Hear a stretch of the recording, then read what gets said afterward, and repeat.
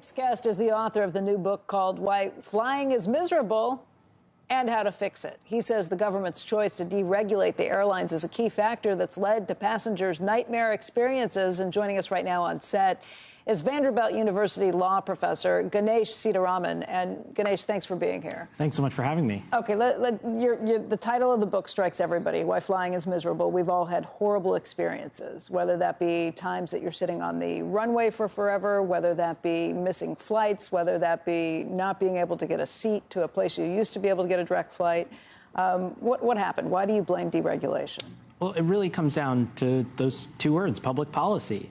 When Congress deregulated the airlines in 1978. It said that airlines could fly wherever they want, whenever they want, charge whatever they want.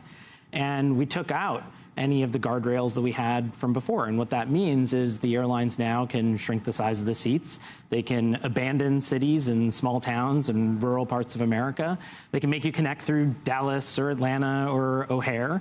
And all these other little miseries that we have, plus a lot of turbulence in the industry itself. When you think about the booms that we've had in the 90s and the 2010s, followed by big busts when demand comes down from 9/11 or COVID, and the airlines come to Congress asking for bailouts and taxpayer support in those cases. So both at the industry level and for individual passengers, I think the experience of flying has gotten to be miserable. Let me push back a little bit and play devil's advocate with this. Part of what has happened is airline prices have come down significantly too, ticket prices. If you're looking historically with the rate of inflation put into this, I mean, I can still fly cross country for $300, get flights down to Florida. I know people who can do it for $150 and different ways to do it.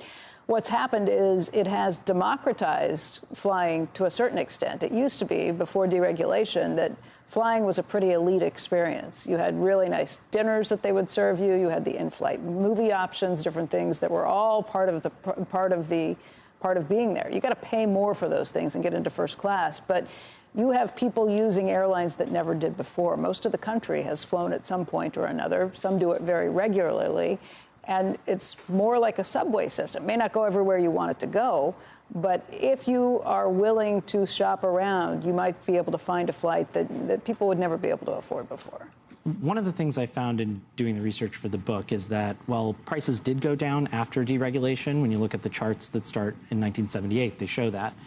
But when you pull that chart back and start looking from 1950, prices were going down during regulation also, and at basically the same rate the whole time. And so it's not necessarily the case that deregulation was a clean break where prices really plummeted.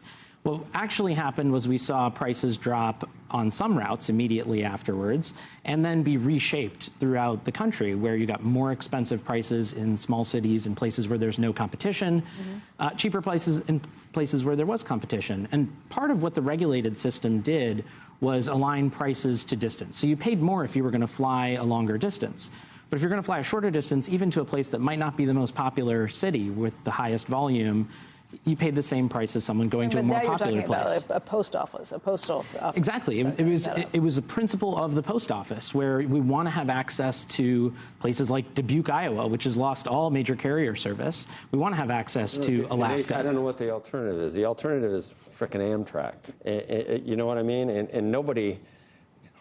I mean, as bad as it is, number one, it's hard to run an airline. And even with all these advantages, and in some cases you would say unfair advantages, they still almost go out of business every 5 years for some reason. So it's hard. We don't want to subsidize that industry with taxpayer dollars to make it, right? Isn't this the best? It's not great, but it's the best we got. Well, I don't think it is the best we got. What would we do? And on the subsidies, we are doing that. You know, right. when they're going to go bust, they're too important to fail. How would it be different than Amtrak?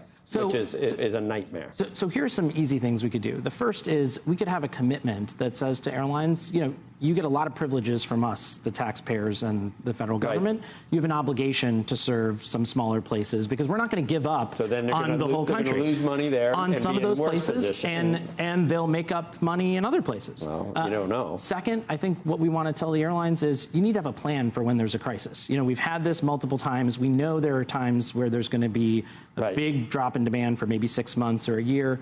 Have a plan. show us what that plan is. Maybe that means having a rainy day fund. Maybe you've got some other plans, but don't come back to us asking for bailouts without any plans. Right. And third, we should just have a simpler system of pricing. Now we have a system where it's different if you buy a ticket on Tuesday morning or Tuesday evening. You can get charged for picking your seat, for checking your bag. That's what I hate, the checking your bag, because then it takes everybody longer to get on the plane because everybody's dragging all their luggage on the plane. And I saw a joke the other day which said, we built a plane for 300 people, but only space for 8 carry-ons. Right. And then you've got to check your bag at the gate. But it's got to be based hassle. on supply. It's got to be. You don't want price controls. You don't want setting a price. Then that's not going to work. You're either going to have shortages or too much. None of that works. You can't have price controls. No, you don't have to do price controls. One thing I propose is that we could just require airlines to have more standard prices, but not set by the government. So in regulation, during the 1930s to the 1980s, the federal government actually set the prices on a per mile basis. Think God, your electric utility. We don't have to do that. What we could do is just say, if you're going to serve, say, coach or first class on a route, you can't be changing the prices based on if you previously looked up that same flight or if it's a Tuesday or a Wednesday. A price is a price. Just pick what you want to charge for that flight. Simpler and easier.